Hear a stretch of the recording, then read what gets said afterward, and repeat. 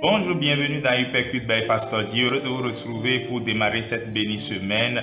Nous allons commencer une session sur la force d'une femme. Et la première partie, nous avons dit femmes, votre mari a besoin de vous. Dans cette deuxième session, nous allons voir 12 femmes extraordinaires mentionnées dans la Bible. N'oubliez pas, nous avons lu Proverbe 24, verset 10 dans la version Semeur, où il est écrit: si tu te laisses abattre au jour de l'adversité, ta force est bien peu de choses. Au fond, c'est lorsque l'adversité se présente qu'une femme doit démontrer qu'elle est forte. Et aujourd'hui, nous voulons vous parler de 12 femmes extraordinaires dans la Bible. Vous serez surpris par qui est cette 12e femme.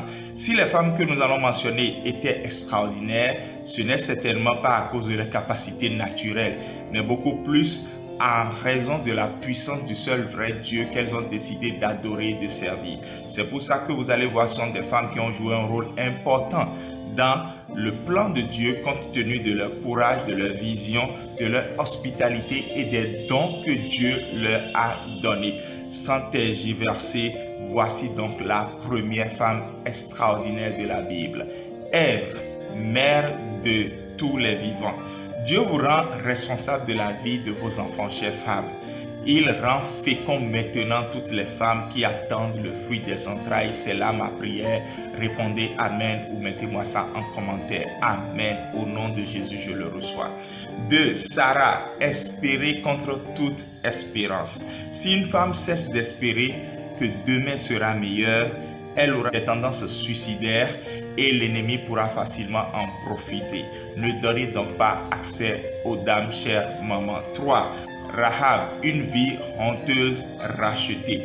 Dieu peut vous pardonner les péchés que vous avez toujours cachés. Demandez conseil surtout pour agir avec sagesse, pour savoir comment vous allez confesser vos péchés, chères femmes. 4. Ruth, la loyauté et l'amour. Parce que vous êtes loyal, certaines de vos amies ou même sœurs de l'église diront que vous êtes bête et idiote, que votre amour s'accompagne toujours de loyauté, chère femme.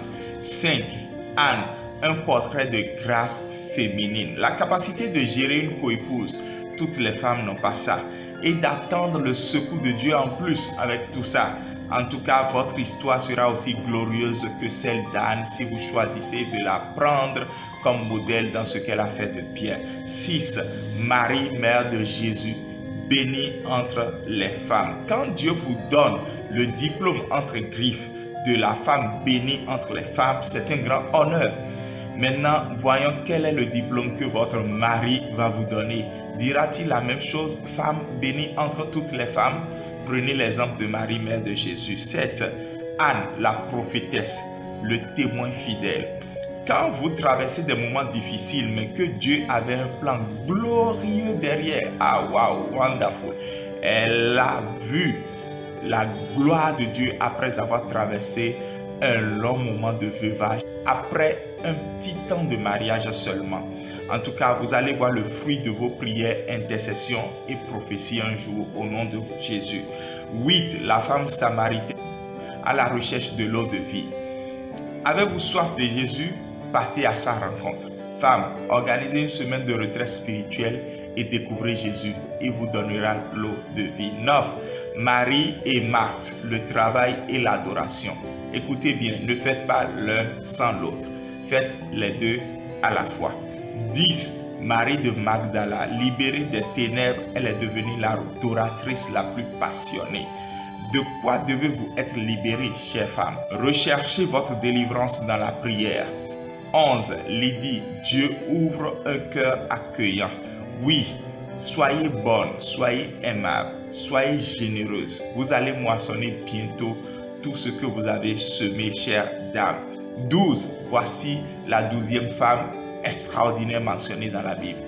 Et c'est vous-même. Oui, vous femmes qui m'écoutez maintenant, vous êtes cette femme extraordinaire. La Bible est une histoire inachevée dans un certain sens. Et vous pouvez devenir cette femme extraordinaire qui a pris le modèle de Jésus, ce Jésus qui a transformé la vie des 11 femmes que nous avions mentionnées, chacune dans ses besoins, chacune dans ses attentes, chacune dans ses prières. Et nous voulons donc que vous puissiez prendre appui sur cet enseignement Vous êtes extraordinaire, chère femme, vous qui m'écoutez. Et être extraordinaire, c'est un choix. Vous êtes extraordinaire, chère femme qui m'écoutez. Et être extraordinaire, c'est un choix. Je conclus donc aujourd'hui en vous disant ceci. Vous êtes une femme au cœur du plan de Dieu, comme ces femmes dont je viens de parler dans ce texte. Elles étaient au cœur du plan de rédemption de Dieu par Jésus-Christ. Mais vous aussi, vous êtes une femme extraordinaire. Vous avez été mise au défi et motivée par la vie de chacune de ces femmes ou de certaines d'entre elles. Alors ne dormez pas. Levez-vous dans la prière. Allez méditer leur vie. Et surtout, commencez par poser des actions.